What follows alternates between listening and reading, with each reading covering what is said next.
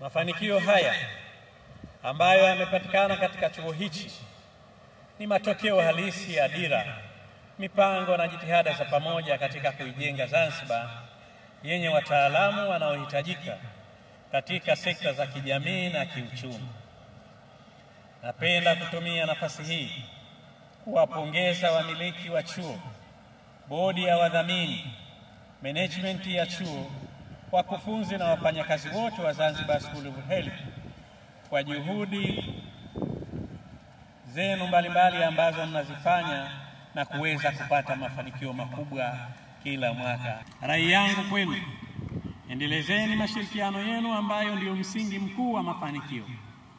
Pia muendelee kusimamia ubora wa elimu, kufanya tafiti, kuwaendeleza kielimu wafanyakazi waliopo kazini na kuandaa kozi nyingine muhimu kwa taifa kama ambavyo leo mmeongeza kozi ya maabara.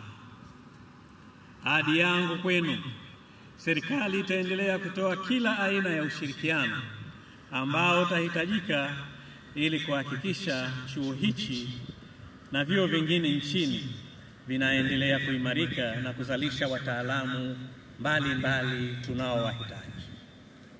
Natambua kuwa leo ni siku ya furaha na siku ya mafanikio kwa kukamilisha safari yenu refu ya masomo. Majaribio, mitihani na changamoto mbalimbali ambazo kila mhitimu alipitia.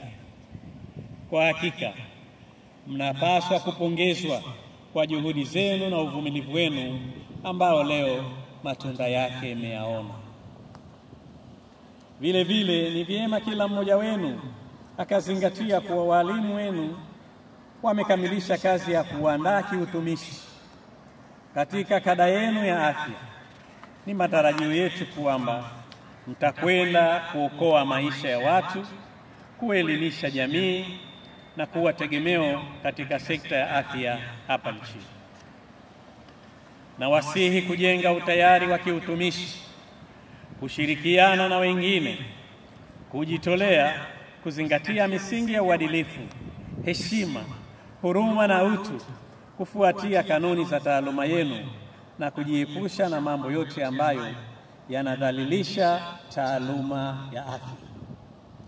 Haya yote yatawasaidia katika kujenga ubora wa kuitumikia kada yenu ya afya na kuwa watumishi wazuri hata kabla ya kuajiriwa.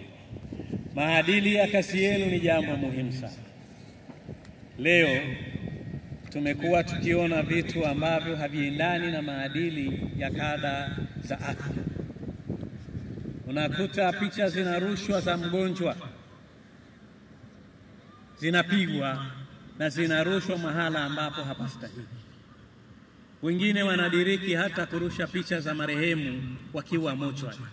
Hili jambo halikubaliki, na naomba mulinde na kuheshimu kada zenu, na kama serikali haitaridhia kwa yoyote ambaye hatofuata masharti kama viapo ambavyo vimewasilishwa hapa na mmekubali kutumikia viapo hivyo.